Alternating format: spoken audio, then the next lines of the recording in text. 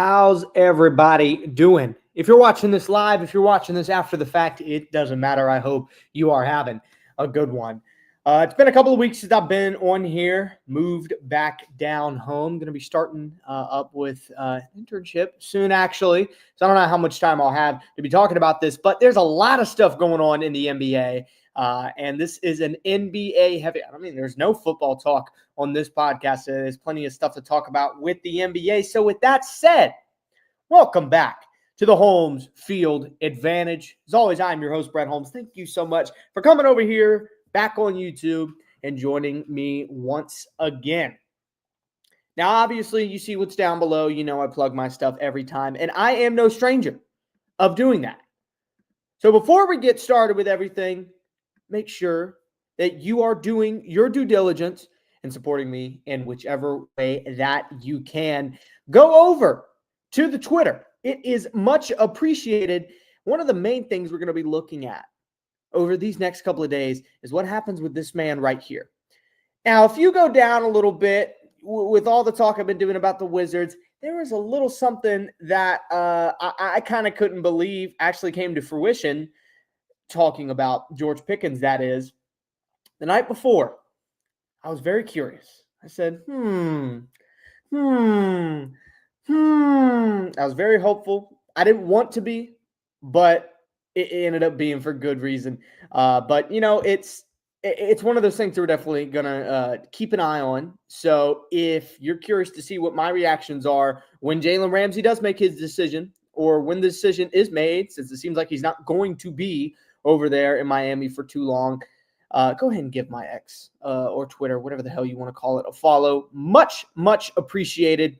As well as something that I will always be willing to plug, and that's the work I do over on The Lead.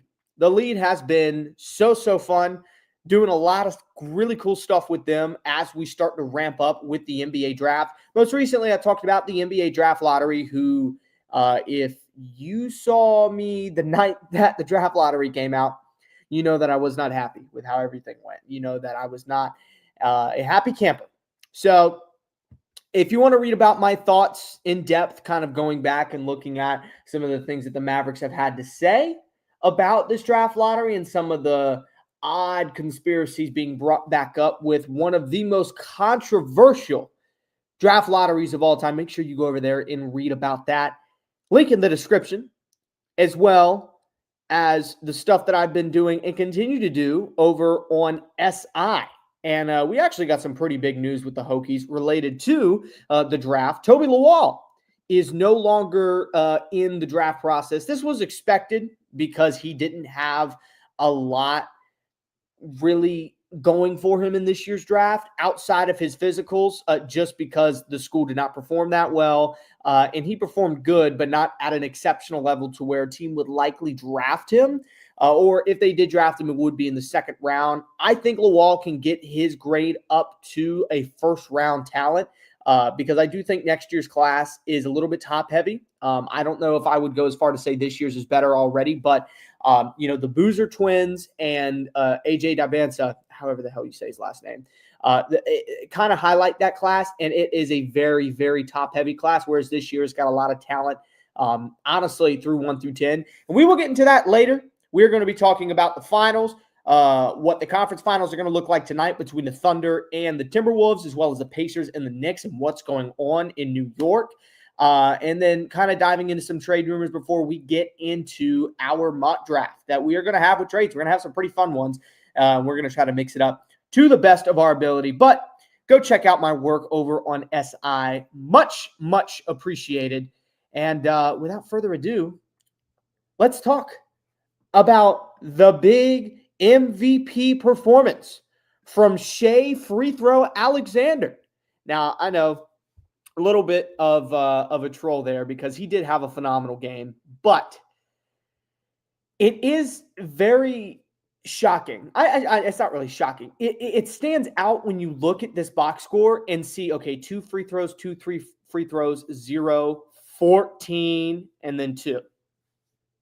14 free throws. This man, Shai Gilgeous-Alexander, almost took more free throws than the entire starting lineup of the Timberwolves. That is nuts. That is nuts. And I think when you look at how this game is going, now, do I fault the man for doing his job? No. He had 40 points, almost had a triple-double. He was all over the place on defense. And he was just overall an MVP caliber player that night. He really did have a phenomenal game and put the team on his back. This is a game that the Timberwolves should have won. I think it was a very off performance from the majority of this team. For Shai Gilgeous-Alexander and Jalen Williams to be leading this team by so much, Chet Holmgren had a really good game as well. That is not what this team is about. This team spreads the love a little bit. Cason Wallace had a very off game. Alex Caruso was mainly there on defense, but the bench didn't contribute a lot. And Lewis Dort, Isaiah Joe, Isaiah Hartenstein, these guys didn't contribute on offense. When you go over to the Timberwolves, there was a lot of really good contributors off the bench. And when I saw this, I was like, dude, they're going to win the game. I mean, they just need to get it a little bit more consistency from their star talent, but they need to get in. And then you got Julius Randle doing what Julius Randle does, not the most, but he does it best, and disappearing in the playoffs. Horrendous game. It's just not what you need. And then Anthony Edwards, I'm not going to sit here and act like he gets off scot-free because he got outscored by Jaden McDaniels. He almost got outscored by Rudy Gobert. And he got outscored by Dante DiVincenzo and Nickeil Alexander-Walker. Look, if you're going to throw 40 minutes at a guy, he needs to perform at a higher level. And that's just facts. He was horrible from three-point range. And this Timberwolves, if they're going to do the impossible, this Timberwolves squad need to have Anthony Edwards just play at a perennial level. I don't know if they can, because it seemed like they had their chance to go in and figure this team out. And I mean, the shooting numbers were really similar. They were really similar. But at the end of the day, and here's another crazy thing. The Timberwolves got to the line more than the Thunder. They got to the line more than the Thunder. They just didn't get it done at the end of the day. They shot better. They shot better in every metric except for total field goals. They shot better from three. They were just literally No, they did shoot better. 51. I thought that was 50. They shot better across the board and they lost. They shot better across the board and lost because the Thunder had guys step up when they needed to. We'll see what tonight looks like, but I'm very scared if I'm a Timberwolves fan. I think that the Timberwolves have a stronger chance of getting competitive in this game than the Knicks do, but if there was a team that I would put my money on coming back from a 3-1 lead, it would not be the Timberwolves right now. So we'll see how that goes, but not looking hopeful, especially with them going back to Oklahoma City. Not looking great. Now, moving on to the East, what some may argue as the most shocking but most fun series out there, the Pacers and the Knicks. Now, I will say I did not at all expect that this series would be lopsided this early on. I shouldn't say I didn't expect the Pacers to, not be to be competitive, because they're one win, they have one win worse than the Knicks. They're right there when it comes to full season level skill and potential. They're right there, but the Knicks have more talent through and through. The Knicks have more talent. This should be a team that is competing at a higher level than they are right now. And they're getting a lot of help. Jalen Brunson looks great. Karl Anthony Towns might have just torn his ACL. I don't even know if we've heard what that injury is like or if they've said anything. I don't know if Thibodeau is even going to disclose on that. Because he's going to be evaluated, and that's all they've really announced. And if his ACL is gone, this team is done. If he's somehow okay, even though he looked like he was in a lot of pain, there might be a chance they can deal with Mitchell Robinson and Precious Achua, I guess. Maybe move OG Anunoby to the 4, Mitchell to the 5, or I guess keep Mitchell at the 5 since I think they run Cat at the 4. Move OG at the 4, bring Josh Hart in. That would probably be their best course of action. But they've been getting good help from OG, and Mikal Bridges and Jalen Brunson has been on fire. It's just not enough, man. It's not enough. Tyrese Halliburton looks like a superstar. Not just a star, he looks out of his mind. 32, 15, and 12. Are you kidding me? That is prime Russell Westbrook numbers right there. And this man shoots like a 40-year-old dad. You see his shot form? It's wacky, but it's pure. 11 for 23, 5 for 12. Very, very high volume, but if you can get 5 threes out of a guy any night, you are taking it. And that is a recipe for success. They've been getting to the line at a high level. They've got one of the best bench scorers, arguably in the NBA, in Benedict Mathurin, and he showed out. He got to the line a lot. He found his spots. He's doing what he needs to do. But as of right now, if Cat is out, I would be scared.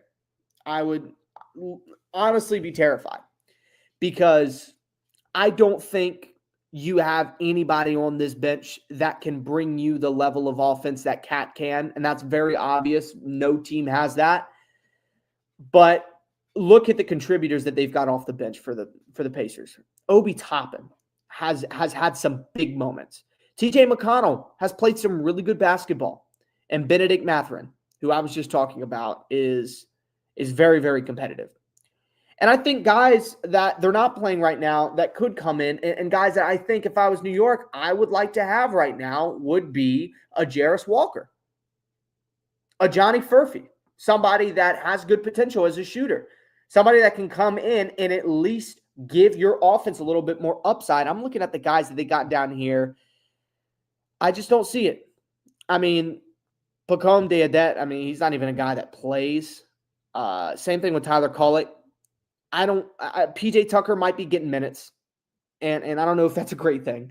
Precious Achiuwa is definitely going to be expected to step up. I would expect him to get more minutes if it ends up being that Karl Anthony Towns is out. There's 37 minutes that he is taking up that is not really going to anybody.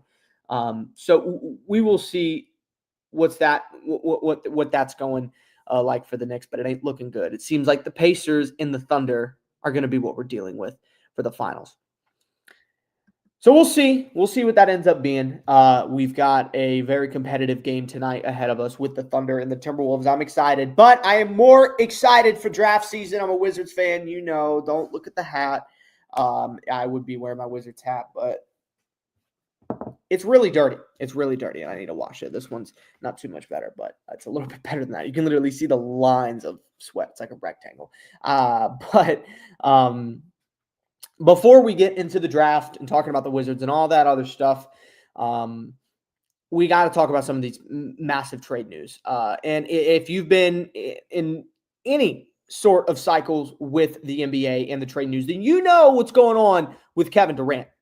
Kevin Durant is being closely monitored by the San Antonio Spurs, and the Suns are also closely monitoring this draft class. Because if you give up a guy like Kevin Durant that you gave up a lot of capital to get, you gotta make sure that you are bringing in somebody that solves not only the baseline problem of we're getting rid of Kevin Durant, but you also got to bring in a guy that is going to solve the problems that were there even when Kevin Durant was on the court. I think they could benefit from having a really good big. I don't think there's a guy that you're going to really get at 2 that's going to be that.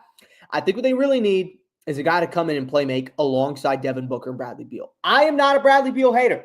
Of course, I'm a Wizards fan. I'm going to like him. A lot of people want to shit on him because he doesn't want to leave Phoenix.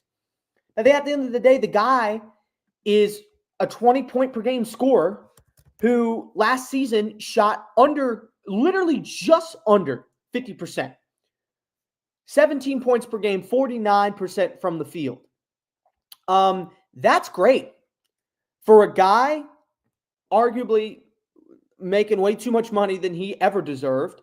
But even then, for a guy that is in his late 30s, that is insanely impressive. That's great efficiency. He is still a high volume scorer. He just doesn't get that volume anymore. I still think Bradley Beal can be a big time contributor, and I don't think it was ever going to work alongside Kevin Durant because it's just too much offense to go around, and it just doesn't make sense. And it seems like Bradley Beal doesn't want to uproot his family again and leave. So with Bradley Beal staying in Phoenix, you need to get a guy that can come in and help all of them. Kevin Durant, I think going to the Spurs makes the most sense in the world. Because when you are the Spurs, you can either go out and say, hey, I want I want Dylan Harper so bad, but I'll be willing to trade Stephon Castle and yada, yada, yada to go get him. Or to go get another guy to pair alongside him. I think there is a world that the Suns can get enough for Kevin Durant and it not be the second overall pick. I don't think the Suns are going to do that, though, because while you could get the Rookie of the Year and Stephon Castle, in my opinion, Stephon Castle is not a Dylan Harper. Stephon Castle is a great prospect. If you look back and look at my big board last year, my top two guys, Alexander Sarr, who I still believe is the best big man or the best power forward in the draft class, and right behind him, I said Stephon Castle. I said this guy has the potential to be the best guy in the class if his offensive game comes to fruition, and it did. And he won Rookie of the Year. And that is a guy that I think you can build your franchise around. However, I think Dylan Harper is just a better overall prospect and playmaker than what Stephon Castle is right now. Could they be at the same level when it's all said and done? Definitely. Could they work alongside each other? Maybe. I don't think it makes too much sense when you've got guys like Devin Vassell, when you've got guys like Keldon Johnson, who are all capable scorers, and then you've got Stephon Castle, and then you're bringing in Dylan Harper, and then you've also got Jeremy Shohan. It's a really, really deep roster, but at some point when it comes to the NBA, you got to think, do we have too much talent that we're not utilizing at its finest? Is there talent we can go out and acquire that we can utilize better, meanwhile still bank on this guy's upside and how talented of a prospect he is and get a little bit more than we actually have gotten out of the prospect in draft picks or in players? And I think that's what the Spurs are looking at. Because as of right now, they want to contend ASAP. They know once Wembanyama is back and once he's healthy, this is a contending roster. I have no idea what the package is going to be if they want to go in and say and do something like that. But it's either two or it's Stephon Castle. Hell, it could be both. It could be both. Because, yeah, Durant is old, but let's not sit here and act like Kevin Durant wasn't just playing out of his mind this past year. Almost 27 points per game, over 50% from the field. He's a phenomenal player still. And I think when we are looking at this trade, we've got to keep in mind, yeah, you're probably only getting him for 2 or 3 years, but you're going to contend immediately. This is a guy that is still competing at an all-NBA level. This is a guy that is still competing among some of the best talent that we have ever seen in the league. I just don't know if Phoenix is ever going to work out. I don't know if it's ever going to work out. So, I didn't even see this from early. Ishan Nair. Alexander Walker was a Hokie, right? He was. Nickeil Alexander Walker was a Hokie. I don't even know if he's in here anymore. But anyways, it's going to be very interesting to see what happens with KD, but it seems like if he does get traded, that this is the team I'm looking at. But there's also some really interesting news talking about a potential trade with the Bucks. Now, if the Bucks were to sell on Giannis, and definitely the Bucks don't want this to happen. They're trying to convince Giannis to stay. And as of right now, it is the most, I think as Shams reported right after the season ended for the Bucks, this is the most uncommitted to Milwaukee that Giannis has ever been. So as we go into this offseason and we see how certain rosters start to build up, if the Spurs were to go after Giannis, I think they would have to give up more than they would to go after KD. I full-heartedly believe that because this is a guy that is looking for an extension, but yet he's a little bit younger. He is still playing at an MVP level. He could have been an MVP this past season. And when you're looking at the defensive capabilities of a front court with Giannis and Wemby, that is the best defensive duo of all time. Not just now, not just in the last 10, 20 years, of all time. And you can't convince me otherwise. You can't. Because those are two defensive player of the year caliber guys, literally all decade guys. Guys that you will only be able to draft every generation or so, especially from a defensive perspective. But just from an overall star perspective, Giannis and Wembanyama would break the league. And that's why I don't think Milwaukee's going to let it happen unless they get an otherworldly offer, unless they get a second, and then they get Stephon Castle. They need to have so much together for the Milwaukee Bucks to even consider letting go of Giannis. And Giannis still has a pretty good connection with what's going on in Milwaukee. I still feel like he wants to stay there. But the only reason that the Bucks have to consider this is because I'm more than certain they're going to be a second apron team with all the money that that's being passed around. So they've got some decisions to make. That's kind of what led them to go away from Chris Middleton and trade him away for Kyle Kuzma. But Kyle Kuzma was terrible. He was terrible for them. I love you, Kuz. He was terrible for the Bucks when they needed him most. So we'll see what happens. We will see what happens with these trades. But at the end of the day, I am going to try and keep this one as realistic as possible.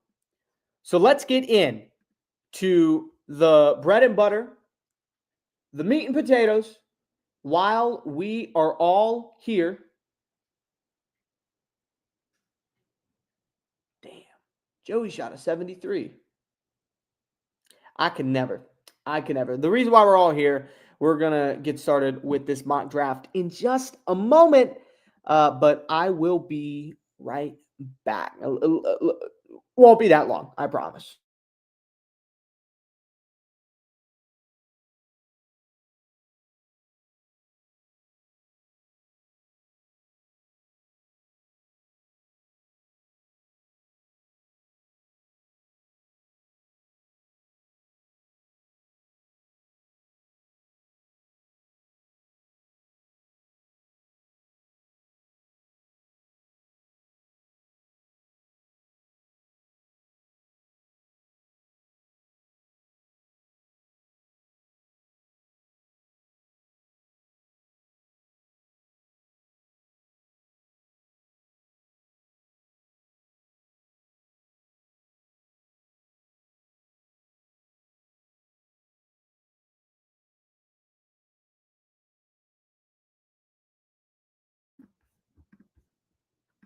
All right, let's get into it. Mock draft time, baby. Always over here on Fanspo, the best place for NBA mock drafts. Not sponsored, but I think they've got one of the better mock draft layouts possible because they don't make you pay to trade. I'm looking at you, PFF, you crooks. Chris Collinsworth, man, can you believe it? But we are going to go through this entire first round, not just the lottery. And as we get deeper and deeper into the class, we are going to kind of speed the process up a little bit because I do still need to do some work on some of these guys on the back end of the draft. But I'm going to try to give my best analysis, even if I don't know them all that well. Let's see what the Let's see what the Fanspo consensus is like, because sometimes the consensus is better than whatever big board that everybody else uses. Shocker. Yeah, the Mavericks are getting Cooper Flag. Not much to say here. It's Cooper Flag. It's Cooper Flag. I mean, it's Nico's Luka. Who cares? Now, are we going to see a trade here at 2? Well, if you're the San Antonio Spurs, you got to weigh your odds. You get Dylan Harper, you are getting one of the better point guard prospects to come out of the draft in the past 4 years, probably. Just an all-around dog offensively. He can do it everywhere. Inside, mid-range, three-pointer. He's got it. He's got a great eye for a playmaking guard, and he's got good size to get some boards when you need him the most. He has good opportunities with the ball in his hands, but he can also create off ball. I think you can play him at the 1, you can play him at the 2, and you'll be fine with it because this is a guy that's going to go out there, likely give you 18 to 20 points right off the bag. Is there going to be an adjustment period? Maybe. But I think he's a comfortable enough driver. I think he's comfortable enough from mid-range. The three-pointers may not be automatic to start. But I think Dylan Harper is such a high potential prospect that the San Antonio Spurs are going to have a really hard time moving from this spot. However, right now you've got De'Aaron Fox. You've got Stephon Castle. Chris Paul is still there. I don't know if he's going to be there by the time next year rolls around, but he is still there. You have a very stacked wing because you've also got Devin Vassell, who can score at a pretty good rate. You've got Keldon Johnson. You've got Harrison Barnes, who are all good scorers. Jeremy Shohan, pretty good defender. Victor Wembanyama, I would say, is a pretty good defender. You've got guys all around this offense that can score. They just need to be healthy. But none of them can score like Kevin Durant. And I mentioned that because I want to do a trade here. I want to do a trade between the Suns. Now, the Spurs would likely have to give up a massive amount of picks here because it is still Kevin Durant. I would say they're likely going to have to give up the second. They would probably try and keep that 14th, but I think if they want to keep Stephon Castle, I think you get that 14th away. I think you give that 14th away, maybe an extra first in the future. You get KD to the Spurs, just so I don't forget. You get KD. I don't think you really need anything else, but I think if you're given the second, if you're given the 14, that's 2 lottery picks. 1 is the second overall pick, and then a future first, maybe a couple of seconds in there, you might be able to get 29. I don't think the Suns would be opposed to sacrificing a pick that is pretty much an honorary second rounder at the top or at the bottom of the first to get 2 lotteries and a bunch of future capital. And you're also getting your superstar of the future when you're getting the second overall pick. KD doesn't have a lot of years left. It's a lot of money that the Phoenix that Phoenix is kind of letting go of. So I think this is a move that both teams would easily make. And then Phoenix gets a phenomenal fit along their wings that they already have. You can move Beal to the 3 or keep Devin Booker at the 3, whatever. I think Dylan Harper is the lead playmaker on this team. I think he can excel as a playmaker with the weapons he's got. And this is a great spot for him because he doesn't have to come in and take on a massive role like he would with a team like the Hornets or the Wizards or the Jazz. This is a team that he can kind of slowly fit in, and it also frees up some space financially for the Suns to get picks in this draft that will help them in the long haul, and then also get some guys in free agency that can improve their defense, that can improve their glass cleaning abilities. This opens up so many opportunities for the Phoenix Suns, as well as the Spurs get Kevin freaking Durant. 2 aliens in that backcourt, assuming that you're going to play him at the 4. But Wembanyama, KD, it's unfair, and the Spurs know that. Pair that with De'Aaron Fox, with Stephon Castle, who I'm assuming they can find a way to keep in this scenario. I think the only reason they don't keep Stephon Castle and trade away the second overall pick is if they go get Giannis, which is what's making me lean towards them going with KD. Because I think KD, offensively, can give you as much as Giannis. Defensively, no. But that doesn't mean that KD's a bad defensive player. I love the fit for Dylan Harper, and I love the move for the San Antonio Spurs. The 76ers have been a team that has been discussed as moving this pick. Now, I think if this pick is moved, then it is moved alongside with Paul George. It makes the most sense, but there is not a lot of traction going towards that ideology.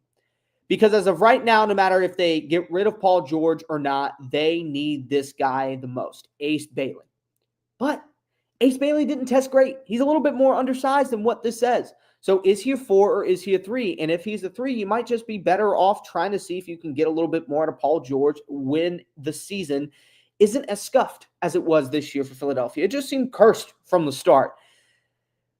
I think if he is paired up, it's going to be him and the 3rd, likely to a team like Brooklyn that could move up and take on that contract.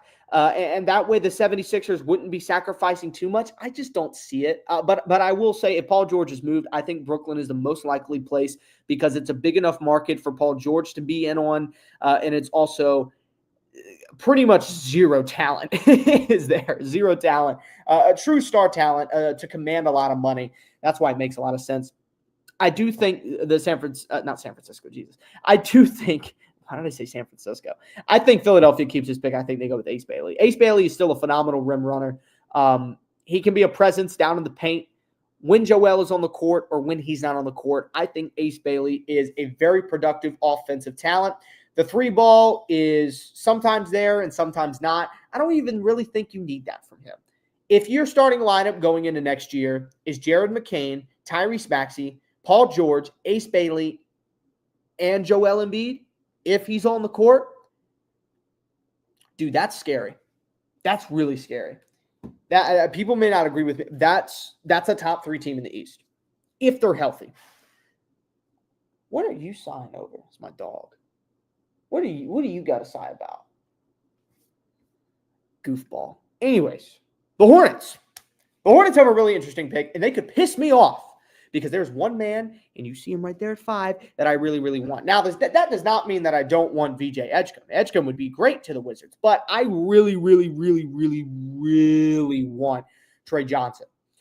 Luckily enough, I think that VJ Edgecombe. What are you growling at? Nobody is here. What is? Hold on, y'all gotta see this. Y'all gotta see this idiot. What are you doing? All growling at me and stuff. You ain't going out. What you think you're gonna do? Did you see I'm busy here? I have to entertain the masses of one people, dude. He don't give a shit. Anyways, I've got the Hornets going with VJ Edgecombe. He gives them so much defensively that the team just does not have on the wing. I'm just going to ignore you because you're over there causing a whole lot of hoopla, and I'm just going to ignore you. Okay? I'm ignoring you. But yeah, Edgecombe gives them so much perimeter defense and just all-around defense on that wing that they don't have. And he's still a really good slasher and mid-range creator. The 3-ball isn't entirely isn't something to like shy away from. I do still think he can get set and get to his spots very well. I just don't think he's an off-ball. I don't think he's an on-ball shot creator like he is off-ball. But then again, you've also got Brandon Miller. So why are you worried about shot creation? Why are you over here growling and growling? The Jazz, man, you're really just taking over the show. The Jazz at 5. I don't know why I just got so excited about them. I think the Jazz have every right to go with Trey Johnson and break my heart. I don't think they need it, though. Because when you look at the wing now, if they move on from Lauri Markkanen, then they could very much well need Trey Johnson. Not just want him, need him. But I think the Jazz are in a mindset to where they need to get guys that they need. Jeremiah Fears and Kasparis Jakusionis, I hope I said that right, are guys that I have been closely connecting to them because offensively, I don't think this is a bad lineup. Keontae George, I like. Isaiah Collier, I really liked from last year. He was a guy that I did not expect to fall as low as he did. Colin Sexton as a scorer. Jordan Clarkson off the bench, former 6th man of the year. Cody Williams is a guy that I still think they are trying to develop and see what they get out of him. Lauri Markkanen, former All-Star. John Collins, good rim runner. Taylor Hendricks, I think a really good wing off the bench for them. This is a team that can accomplish so much, but it's just so young. They're a young team. And it's not just overall youth around the team. This is a squad that has not been with each other for too long. At least they haven't been hey, buddy. They haven't been as connective with each other. I don't know what I'm trying to go with here, but overall, I think what you're going to get out of this pick is a very good playmaker. And in my opinion, the best playmaker available here is Jakusionis. Because he's got the size, I think he's got the vision. He's a good rebounding guard.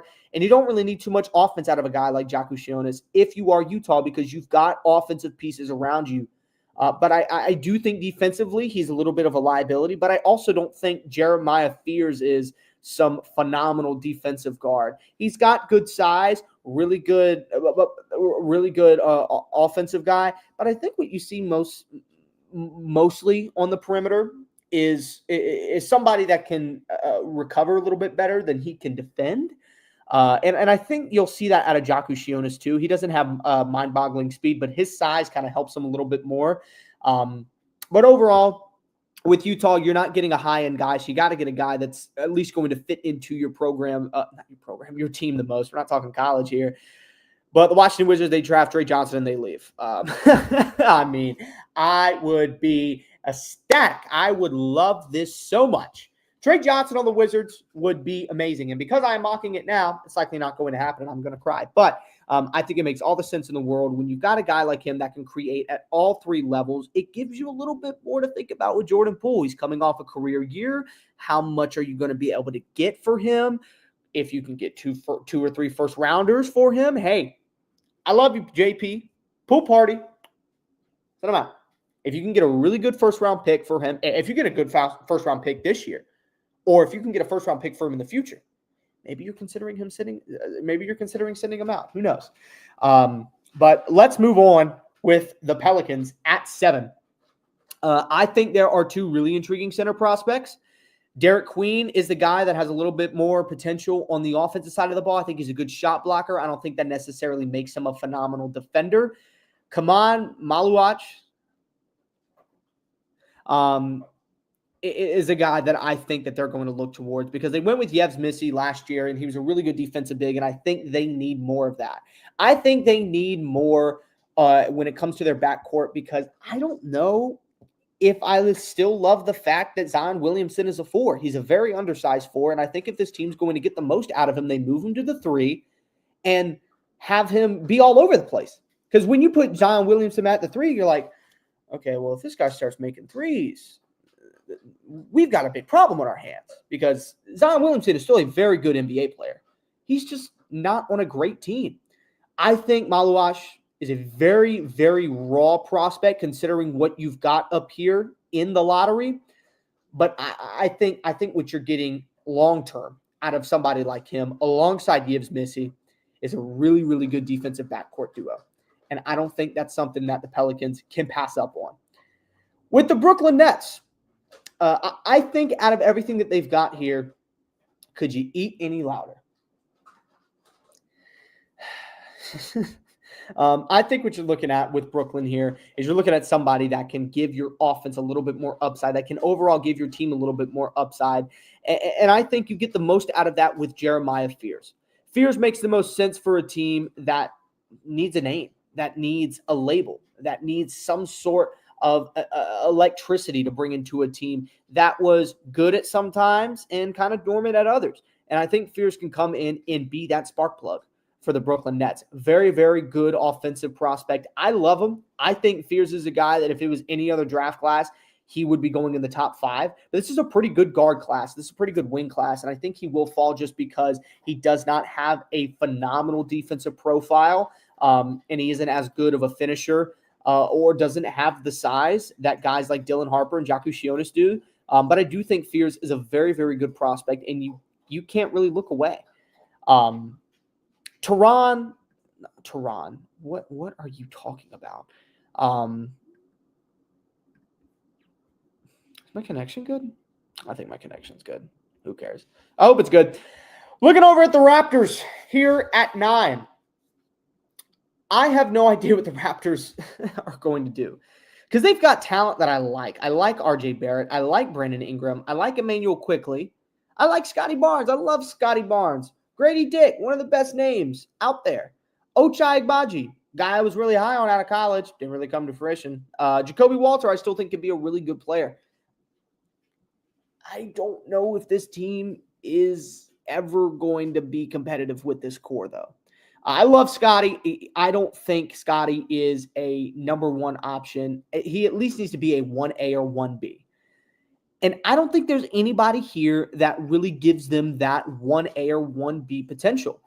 And when you look at the centers here, I think they need guys down below that can give them a little bit more upside offensively. And in my eyes, the only guy up here that really does that down below is Derek Queen. Derek Queen, really good mid-range game. He has got a unique touch to his game that doesn't look the most athletic, but it works. He is a good glass cleaner offensively. I think overall you are banking on his offensive upside because he ate with Maryland, and I think he performed above my expectations there this past year. But I'm excited to see what he looks like at the NBA level. He's a guy that the Wizards are connected to. I wouldn't be mad at this pick at 6 just because I do like what I see offensively. But Derek Queen in Toronto, I think is a little bit better fit than him in Washington. Now the Rockets. The Rockets are a team that I've played around with a lot of different options here. I played around with the fact that, hey, this was one of the top teams in the West. They could just go with another developmental pick and go with a guy like maybe Noah Essenjay, maybe Nolan Traore.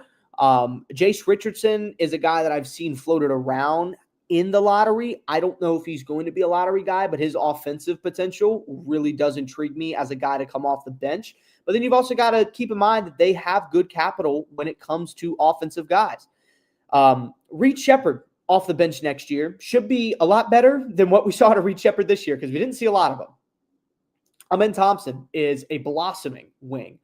Cam Whitmore and Dylan Brooks is a really, really good wing duo off the bench. Or you can start Dylan Brooks at the 4 if you want. I think Jabari Smith is their starting 4. But you've got a good amount of talent spread around here.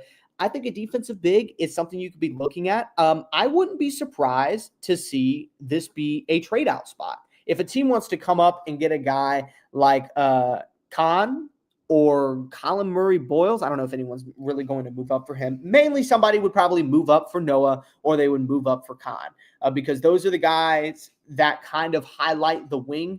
You've got somebody that can come in and produce day one, and then you've got a guy with a lot of upside in Noah. But you've also got some pretty good wings. The more you look down the board, I think Rasheer Fleming is a guy that's not getting talked about enough. Really good season with St. Joseph's this past year. Liam McNeely was one of the bright spots in a mildly inconsistent year for UConn, but still a successful year with UConn. There's a lot that you can look at. Will Riley down the board is somebody that I think could be a contributor on a championship team. Maybe not Houston, just because I don't know how well he would fit in and how much time he would get. But once you start looking at guys like that, you're starting to think, okay, maybe there's guys down the board that would be better for us. You also got a guy like Walter Clayton Jr. that just won a ring that I think would be a great fit in this team's backcourt. I think with the fact that we are doing trades, I am going to go with the Rockets trading out of this pick because I think they could get a little bit better down the board.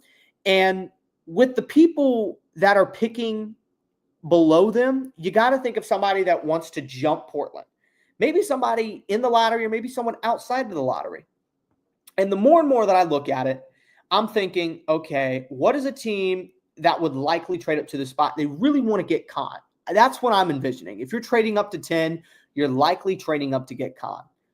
What is a team that would work super well with his skill set and that just needs a little bit more creation and a little bit more consistency on the wing?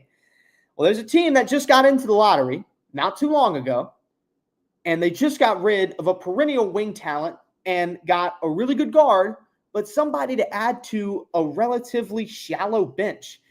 I'm going to have Phoenix trade up to 10 and get their guy. I think – oh, wait. I just sent the pick back to them. I'm going to have Phoenix trade up to 10. I'll have them get some sort of future compensation, so maybe like a future pick swap. Maybe because it's not that big of a jump from 10 to 14. Future pick swap, future seconds. I'll just give them the 50-second. Who cares? But they trade up, go to 10th, and they get Khan. And they make some 2 pretty big moves, which I think that's what they need to do. I think the fact that they are bringing in new management, that those are guys that they need to show out. And Khan was a very high efficiency scorer, and that's something that they could use off their bench. If Phoenix comes out of this class with this mindset and they get Khan and they get Dylan Harper and they get a little bit more hope for their future while still being able to be a team that's like, I mean, this is a squad that could go and easily make it out of the play-in or not even have to worry about the play-in. If this team is healthy, if they've got some good bones and they build this squad, a squad that kind of works with the talent a little bit more that they've got there, I think this is a team that could be a 6, 5, maybe 4 seed because they've got high-end talent that's made it to the finals before. They've got talent that is all-NBA level. They've got efficient scorers still. And I think this would be a great start. For the place that Phoenix needs to go, this is a really good stepping stool to get there.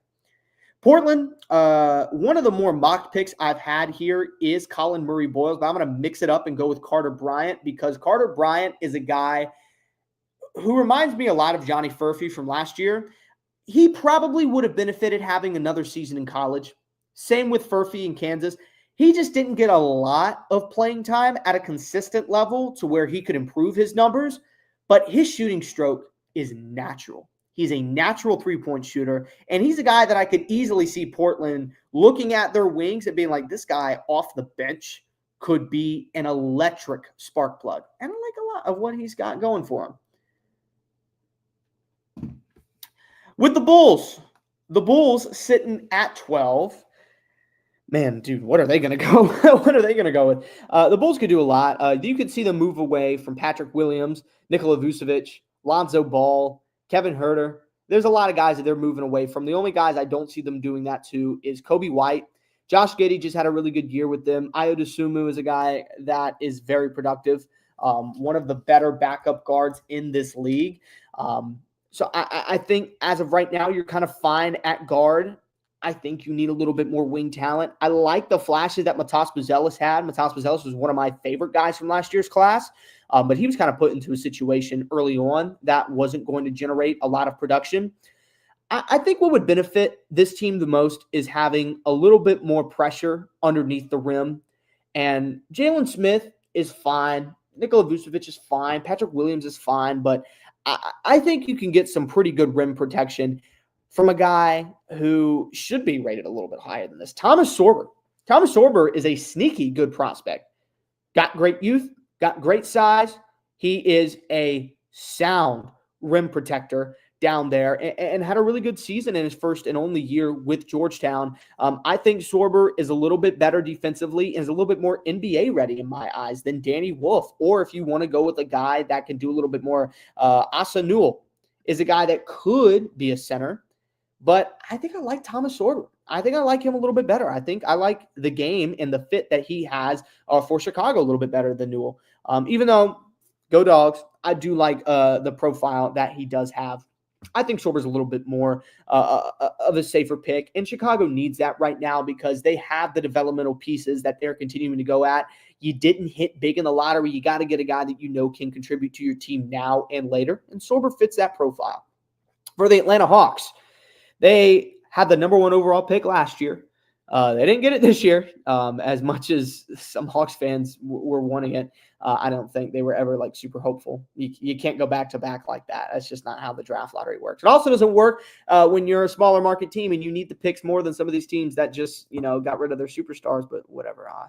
I went in. I've already wasted my time worrying about that. The Hawks, I think, could use a little bit more when it comes to kind of similar to the Bulls that we just drafted for. I think they would benefit from having somebody down below. But I do like Onyeka Okongwu. Clint Capella likely going to be out of Atlanta next year, whether it's a sign and trade or whether they just let him go. I don't know if his contract is some sort of team or player option. That'll be interesting to see what works out with them. I wouldn't be surprised to see them go with somebody that's a little bit more developmental, a guy that's got a little bit more upside. It's still got some growing to do. And they went with a Frenchman last year. I wouldn't be surprised to see them do it again, especially with Jalen Johnson coming up. He's going to have to get a lot of money for them to stay there. Or no, he already got extended. I didn't even realize that. But yeah, Jalen Johnson is extended, but I still think you could have somebody at the 3 or the 4 that is a little bit more productive off the bench. Dyson Daniels, I don't think Dyson Daniels, I think, is enough for you to go away from having a guard. But then again, you don't have too much behind them. You haven't really seen too much convincing work from Kobe Buffkin. But I do still think Buffkin could be something, but didn't have that great of a year. He had some flashes, but I think I like Igor Demin. I think Igor Demon, his size, his playmaking ability for his size, very raw prospect. I think he's got a lot of growing to do, but I think that's a guy that Atlanta would give a really good shot to and just have him develop. Noah Esunji would fit there a little bit better, but I think Igor he's a lottery guy. He's a for sure lottery guy, and he moves all around. Houston on the clock again. They traded down from 10 to 14 with the Suns, and I still think at the end of the day they're going to get the guy that they probably would have ended up going with at 10 anyways, in Colin Murray Boyles. Not too apparent of a shooter, but a really good mid-range guy, really good rim running. He is effective underneath the rim. He is one of the better finishers in this draft class. Part of the reason why South Carolina went from a program that was not expected to compete in the SEC a couple of years ago to a program that has been a sneaky good team. Murray Boyles has been at the heart of that, and I wouldn't have been surprised if he jumped in the draft last year with how weak last year's class was. He stayed at South Carolina, improved his game offensively. Even though he is a little bit undersized for the position that he plays, I think he can offer a lot for this team off the bench. And they get a little bit more compensation, and they still get the guy that they probably would have gone with at 10, even over Khan. I think that would have been a more sensible pick for them. For Oklahoma City, they are looking like they are going to the finals, and they still have a pick this high in the draft. It's beyond me how they keep doing this. And they have another pick from Los Angeles from that Paul George trade at 24. That's wild. Either way, I think we could see a little bit more movement from this team in the offseason. You've got young guys, but you've also got a bunch of guys that you've got on cheap deals that you've got extended. Jalen Williams is going to have to get a lot of money. Same thing with Chet Holmgren. Those guys are going to get a lot. I wouldn't be surprised if this would be a good spot for a guy like Rasheer Fleming. I think they wait on him and they go with the upside here with Noah Esunji. A guy that can, I don't know how you say his last name, Singwe, who knows. But good lengthy prospect out of France. Don't know much about him, but I have heard scouts talk about the guy's potential is all over the place. He's got great size, good athleticism. I think the main reason you're bringing him in is he is a high-energy player, and I think that kind of fits in with the level of prospect that Oklahoma City likes to bring in. They develop him to defend at a high level in the league. He can be a very, very quick contributor for this Thunder team because they are not opposed to utilizing youth off the bench, even though we didn't really see that all too well with Ousmane Dieng. I think Noah. I think Noah could be a productive player down the line for OKC because they still got Nikola Topic that they're waiting to get healthy and seeing what they can get out of him. Orlando Magic, I think this is a perfect landing spot for Liam McNeely, a guy that has good scoring profile, good scorer off the wing, and off the bench. I think he can be a little bit more productive than the guys that they've got. They've been waiting to see what they can get out of Chris Murray. I want to say that's who they got. Keegan Murray's brother. They've been waiting to see what they can get out of Chris Murray because they did use a first-round pick on him a couple of years ago. And I think Liam McNeely is kind of them making up for the Chris Murray pick. The Timberwolves. The Timberwolves are a team that they're going to be hurting soon, but I think they've still got a really good future. I think off the wing, you're kind of set, but at the same time, why not add to what you've got a little bit more? In the future, you're going to need a point guard. You could be looking at something right here. Rob Dillingham is still a guy that I really want to see them give a good shot to. They've also got 31st, which is the last pick. Is that? Yeah, I'm pretty sure 31st is the last pick in the first round. So they could wait to go with the guard down the line, and that's kind of what I'm looking at. Is there a guy down here that they like a little bit more or like to the same level as like Nolan Traore or Jace Richardson? They could go with Rasheer Fleming. Asa Newell is still here. At center, Danny Wolf is somebody that people have been bringing up a lot. I've also seen Alex Condon, a guy that has been floating into the first round as of late. I have no idea what they could go with here because they've got the high potential guys, but they could also use a little bit more, you never hurt. I think Nas Reed is also a guy that they have to give an extension to soon if they do want to keep him long term. Same thing with Julius Randle. That could lead to them going with some talent on the wing. I'm going to stick with what they need. They need point guard the most, and as of right now, I think Nolan Traore fits what they need a little bit more. I think the size, the playmaking ability, the defensive ability is a little bit better than what you will get year one out of Jason Richardson. And I think Nolan's a little more league ready than most people would assume. I think it's a better fit than Jason Richardson. Now, the Washington Wizards are in a very interesting spot here because there are some guys that I really, really like here. I've said it a lot. Asa Newell would be a great pick here. Jace Richardson would be a great pick here. Don't be surprised if they go with someone a little bit more developmental. They could go with Hugo Gonzalez here, and I would not be shocked. I'd be a little bit disappointed, but I wouldn't be shocked. Some guys down the line that you're looking at because they do have that second-round pick, I wouldn't be surprised if they trade down again because you've got guys like Ian Jackson, like Cam Jones, LeBron Fillon.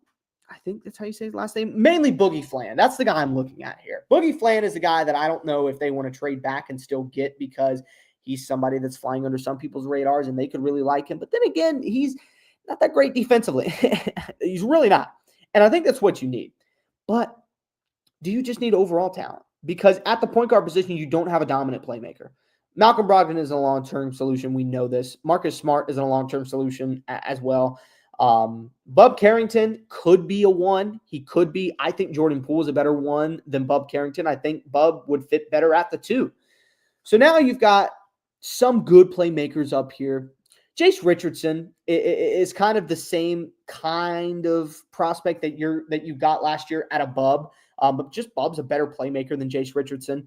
So I think if they were to go with a guard here, they would just go with Boogie Fland later down the road. Or they could go with a guy later on, like I just scrolled past him. Cam Jones. I'm literally blind. They could go with a guy like Cam Jones that can come in and be really productive and trade back.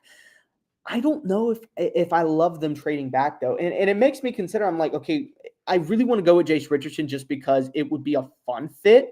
But what kind of fit does he have from a production standpoint? Because he's a little undersized.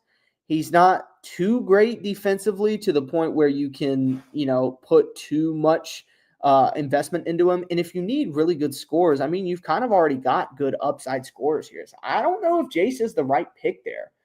I think if anything, if you just want to get better down below, Alex Starr's a really good defensive big. I think Asa Newell shouldn't be available here, and he would be a really good kind of, board getter off the bench for them. And, you can get a little bit more out of him than I think you could get out of a guy like Jace Richardson. Or, they could go with a guy, they've been accustomed to getting guys out of Israel. They could go with Ben Saraf or Nick Clifford. I think it's Nick Clifford out of Colorado State. He's a guy that's started to get some lottery buzz. I don't really buy into the lottery buzz for him, especially for a guy that is as old as him. That's why you're seeing guys like him and Fleming start to drop. Same thing with Danny Wolf.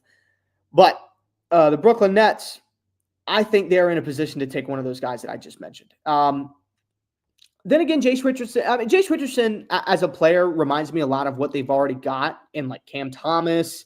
I don't think D'Angelo Russell is going to be there after this year, but I mean, you've also got good talent in Cam Johnson. Their bench is really bad, though. Their bench is really bad, and they could use a guy like him.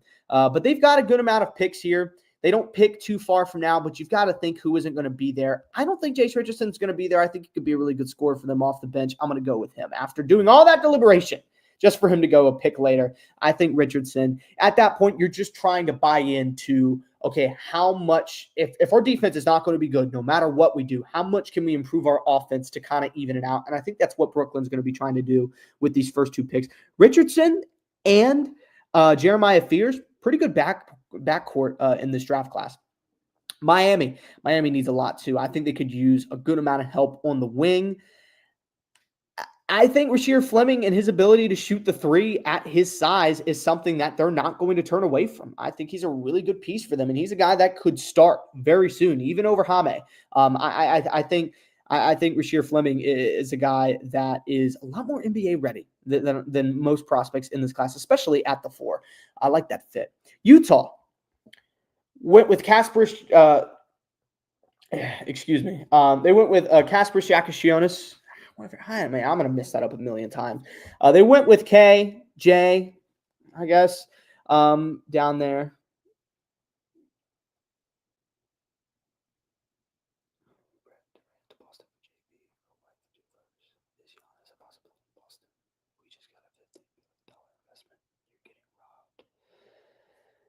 What?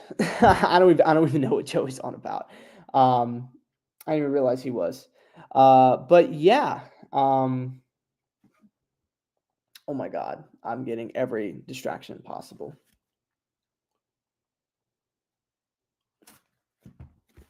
Anyways, let's try and speed through this as fast as we can. For Utah, I think if they already addressed their wing, they're going to just try and get a little bit either more experience or more upside down the board. In my opinion, I could see them going with someone like Cam Jones or Walter Clayton. I think they lean with someone like Hugo Gonzalez, who's a little bit more upside. They need all of that they can get right now. Atlanta, at 22, went with Igor Demin early on. Their last pick of this draft, based on what they've got here. I don't think they have any second-round picks. I'm going to have them selecting maybe Adu Thiero would be nice for them. I don't know. I'm going to go Danny Wolf. They need a little bit more size. I think that would make a lot of sense for them. Indiana, looking like they're about to go to the finals. Who would Indiana go with here? This is very, very, very interesting decisions here. I wouldn't be shocked if they went with somebody that could give them day one production. Then again, they've got a really good bench. I think center is what you could be looking at here, and they might have to overdraft just because that's their biggest need. But yeah, I think based on what they need, it might not be that bad of an overdraft. Yeah, it would be a pretty big overdraft, but who cares? Let's go, Alex Condon. Alex Condon out of Florida, very productive sophomore for the national champions, and I think he could be a good bench piece for the Pacers. The Oklahoma City Thunder, they have another first-round pick. They went with Noah earlier, and I think they could go with the same trend and go with someone that's a little bit more developmental and Ben Seraph. But I'm going to go with Will Riley. Out of Illinois. A little bit better of a shooter than his counterpart in Jack Lucianis over there with Illinois. But I think he's, again, you're just looking at bench pieces here for a team like Oklahoma City. Orlando is doing the same thing. They're seeing what they can get out of this roster. There's a lot of talent that's kind of all over the place here. They're not getting the most out of their point guards, though. Cole Anthony and Anthony Black haven't been phenomenal and weren't phenomenal this past year. So you could look at a playmaker over there. LeBron Fillin and Boogie Flan are guys that make a lot of sense. I'm going to have them go with Nick Clifford, though. I think you need a little bit better scorer and a guy that can go out there and get boards at the 2 or the 3. I think that's something that you could benefit from off your bench. The Nets pick again. I think this is when they go with size. I think this is when they go with a wing. And I'm going to go with Adu Thiero out of Arkansas. Obviously, as you can tell, as we get to the back end of this class, I don't know as much. But I am going to do my work as much as I can as we get closer and closer to the draft. With the Brooklyn Nets selecting again, I didn't even realize that. Oh my God. I think this is where Seraph would go. Kind of, a lot of people are, obviously because he was the last Israeli guard, a lot of people are saying, oh, is he the next Denny Avdia? I don't think he's as good of a playmaker as Denny, but I do think he could fit in off the bench with the Nets and have a decent rookie campaign. The Celtics are going to need a little bit more out of this pick than most would assume. They've got some guys that they're going to have to get rid of because of this first and second apron that is going to abuse them. I think Boogie Flan is a perfect fit here for them. A high potential offensive guard that's got really good pace, that moves very well in the open court. I think can create his own shot, but I think also with this high 3-point volume team, he's a guy that can get set off screens and be a pretty good 2. He'd be an undersized 2, but a pretty good one. I think you're running him at the 1 and just trying to see the most that you can get offensively out of him. Not the greatest shooting numbers at Arkansas. Sometimes he hurt the team more than he helped them, but I do think that would be a good fit for him. San Antonio finally selects. After giving up their 2 lottery picks to get Kevin Durant, they are finally selecting in this year's draft. And I think they're still getting a guy that can commit to a pretty big role and produce for them off the bench. I'm going to go with Walter Clayton Jr. out of Florida. The star Florida guard that led them to the national championship is joining a star-studded roster over there in San Antonio. And that would be such a good team next year. That would be just such a good team. And he would be a day one contender for their like 7th or 8th man. But I mean, he could be a big time contributor for them. The LA Clippers finally are selecting after having a pick earlier taken by Oklahoma City from that trade earlier. They're finally selecting here. I think they're going to go with another guard. I'm going to go with LeBron or LeBaron, actually. I just realized that's probably how you pronounce that. Not LeBron, LeBaron. But let's go LeBron. Let's go with LeBron. What's going on here?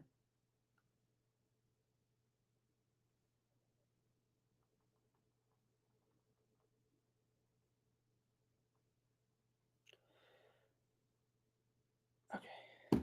And just like that, and just like that, we are done with the first round. Very, very scuffed. I know. I got like a bunch of stuff going on that's not related to this at all. But that is how we've got the draft going out with some trades, some big ones with the Suns, some big ones with, not really too big of a trade. I had somebody trade up. Yeah, I had the Suns trade back up to get Khan. But yeah, really interesting draft class here. I think this would be pretty good fits all around the board. And just like that, we have gone through a packed schedule of stuff to talk about. We'll see what the Oklahoma City Thunder do tonight to the Timberwolves. We'll see if we have an official Western Conference bid or not. But with all that said, thank you so much for joining us once again over here on the Holmes Field Advantage. If you like the video, make sure you go down there and like it. Show the support that you can. Subscribe if you're not subscribed already. Hit that notification bell. Make yourself useful while you're down there. Do everything that you can to support the channel. It is much appreciated. And I will see you all in the next episode. Peace.